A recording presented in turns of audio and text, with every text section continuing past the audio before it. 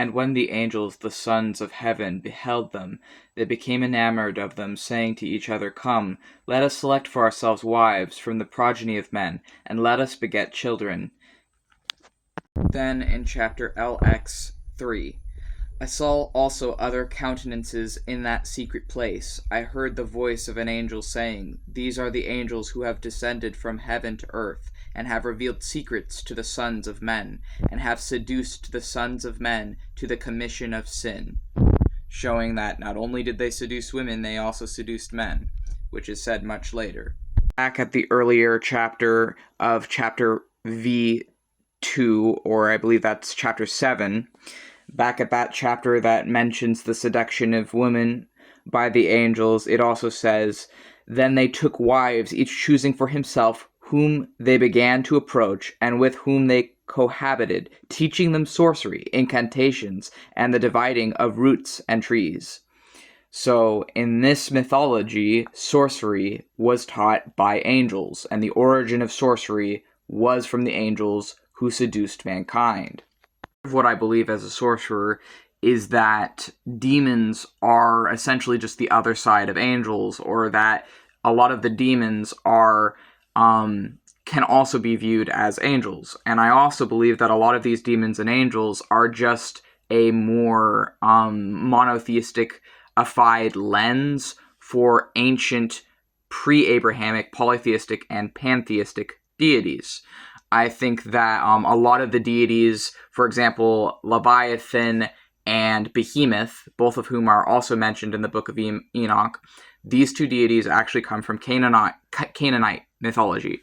And they're far from the only deities that actually predate or are older than the monotheistic faiths, but are mentioned as demons within the monotheistic faiths when they used to be gods. They were gods before they were demons. And I think it's really the same thing with the Watchers, that these Watchers are actually representing forces that are gods, but they've been turned into fallen angels, and it's presented in a way of them being stuck under the earth and trapped, in a kind of warning against sorcery and a warning against these seducing angels. However, I think that for someone who would agree with their crime is really just loving humanity, starting families with humanity, and teaching sorcery to humanity. And not only teaching sorcery to humanity, I can provide textual evidence to support that they also taught astrology and they taught writing. There's one part, actually, you know what? I'll pull it up right now. The part with writing is actually pretty cool.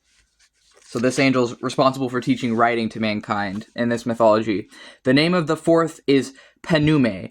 He discovered to the children of men bitterness and sweetness, and pointed out to them every secret of their wisdom. He taught men to understand writing, and the use of ink and paper. Therefore numerous have been those days who have gone astray from every period of the world, even to this day. For men were not born for this, thus with pen and with ink to confirm their faith, since they were not created except that, like angels, they might remain righteous and pure, nor would death, which destroys everything, have affected them. But by this their knowledge they perish, and by this also its power consumes them.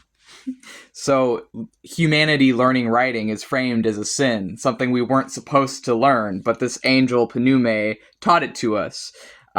This is in my copy of the Book of Enoch, page 68, chapter LXV3. But yeah, so it's like we can see from this book that a lot of valuable life skills are being framed as, oh no, these bad angels, they came to earth, they seduced mankind, had human angel hybrid children, and taught us to understand things like writing that we didn't formerly know. And it's far from the only thing that they're accredited with teaching humanity. And I think that if you agree with the Watchers, rather than seeing it as, oh, they shouldn't have done that and it's so bad that they did that, how it's like framed in the book, but if you instead see it as they taught us a lot of things that essentially like define our modern existence. Like, can you imagine life without writing? Can you imagine life without like ink and paper? Like these things that they are accredited to teach us, that they've taught us essentially, according to this, is like if you think it's actually a good thing that humanity has these skills that are being credited to these angels that came to seduce mankind, then it would make sense to, instead of seeing the Book of Enoch as a warning, see it as an instruction manual on, here are the different angels that, if you know how to, you can invoke the energy of and go to learn valuable life skills.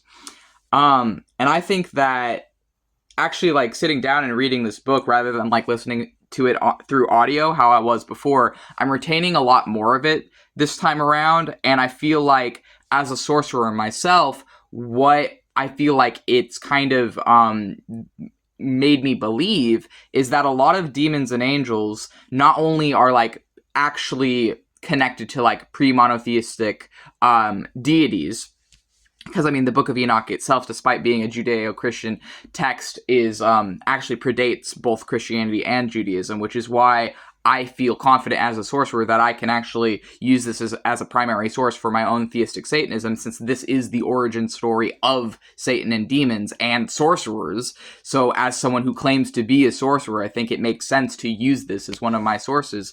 But it's also like, the depiction it gives is that angels were horny for humanity and taught us valuable life skills and were condemned for it and forever essentially demonized for it and outcasted for that. And I feel like I don't see a problem with that. Like, I don't see a problem with angel-human hybrids. I don't see a problem with angels teaching humanity things like writing and sorcery. And I don't see a problem with the angels choosing to love and lust for humanity. And this is actually a foundational part of my beliefs as a sorcerer, because I believe that one of the things I decided was, like, in my spiritual journey, I want to have sex with gods consensually, with their approval and with their teaching and guidance. And part of this is because I realized that the way I process energy and the way that I naturally, my spirit is able to produce the most energy in my witchcraft is through sex. I've discovered through trial and error over time that sex is actually one of the most creative forces to utilize in my witchcraft. And so being taught sex magic by the angel Samael, who in Enoch would be referred to as Samyaza, and debatably also has parallels to Azazel, but is closer to Samyaza in the Book of Enoch, or derives from that, or Samuel comes from Samyaza. Anyways, but it's like, this is, essentially what I believe is that if you allow these beings to seduce you, if you allow them to have sex with you, if you allow them to teach you, that's how you become a sorcerer, or one way among many, many, many other ways. So this is one of my beliefs, is that in having sex with these fallen angels, or really just earth angels, you are imbuing yourself with higher knowledge, what a chaos sorcerer might call gnosis, or also what the Gnostics called gnosis, although they're kind of different things or different frameworks. But either way, I think that actually in willingly submitting to these beings, you gain knowledge from beyond yourself that you can utilize then in witchcraft in your life, or sorcery. So I think that this is essentially part of my beliefs, and part of, I'm providing some textual evidence to support my beliefs as a sorcerer on this topic.